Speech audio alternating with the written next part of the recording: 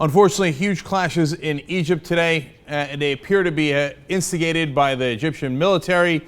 Terrible death toll. 300 people killed, according to the last count. And the numbers were rising throughout the day. They might rise again. At least 235 civilians, 43 police officers. More than 1,400 people have been injured. And some of the sights from there are absolutely grisly. And we'll show you some of those as we go along here.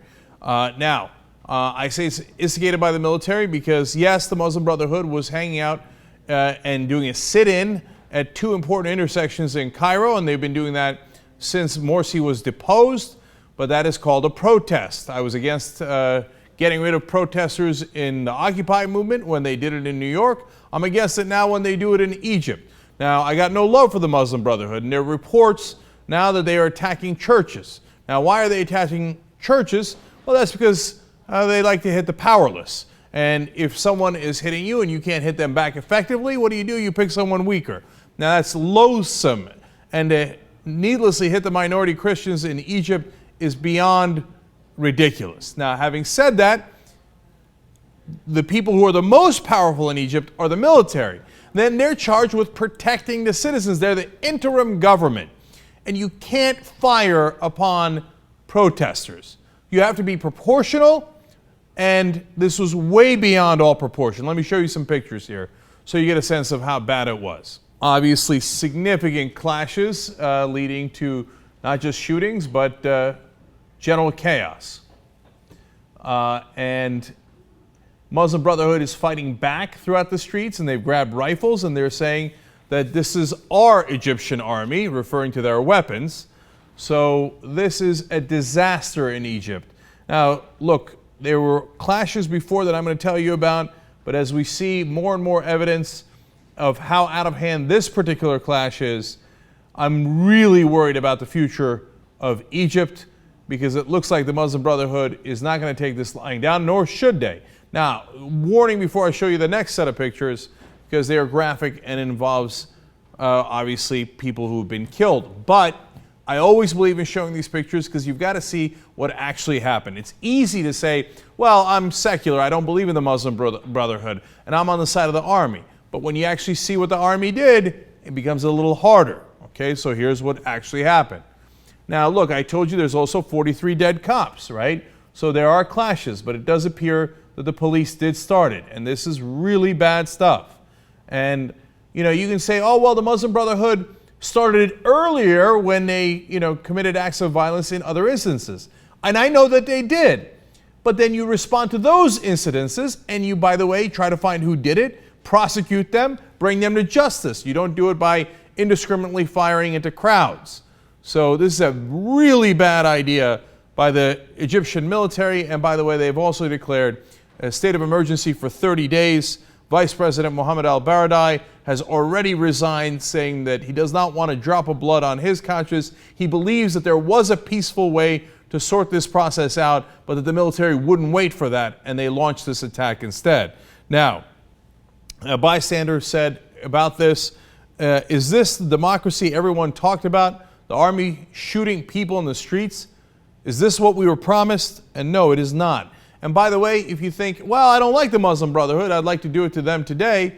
Well, if you let the military do it to them today, who are they going to do it to tomorrow? It's a bad idea for any democracy to be operated in this way. And obviously, we have a very unique situation here because the military did take over. It's not exactly a democracy. Now, under the Muslim Brotherhood, unfortunately, they had changed the constitution, the parliament, etc., in such a way, we were also concerned that that was not a democracy. So, but either way, doing this in any form of government is not the right way to go. Now, army supporters were chanting, "The people, the army, one hand," indicating that they do support the army's actions. On the other hand, the Muslim Brotherhood supporters were chanting, "The army, Sisi," referring to the top general, "dirty hands." A lot of talk about hands. And obviously this is it is already and has significantly so split the entire Egyptian population. Some Muslim Brotherhood supporters are talking about how Sisi is going to create a situation like in Syria, meaning all-out civil war. So obviously we're very concerned about that. Now, a 22-year-old Egyptian who was on the scene said, quote, "I love the Egyptian army, but what they're doing, killing protesters, it's against humanity." And I think he said it best of all. I think that's exactly right. And you lose the moral high ground because you've done highly immoral things, and it's a recipe not for further calm, but further madness and bloodshed. It's a terrible idea. Mohamed El-Baradei was right again. Now, an earlier clash between the cops and protesters from about a week ago also gives you a sense of how the cops operate. Now, this is a report from independent journalists on the ground.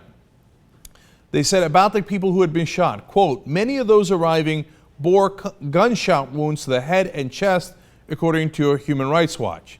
Well, that's not good.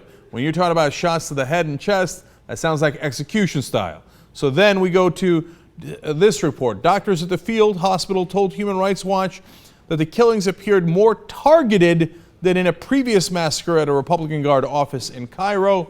Now, if they're shooting at specific people that are protesters, knowing that they're protesters, and they're going for headshots, this is not good news. And you can see why the Muslim Brotherhood, of course, was upset about that from the earlier protests. And finally, Dr. Fouad, who treated some of those patients in the earlier protests, said this time it was like 80% were shot by snipers targeted from above.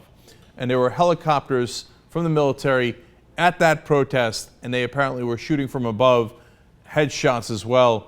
So this is in no way, shape, or form how you run things.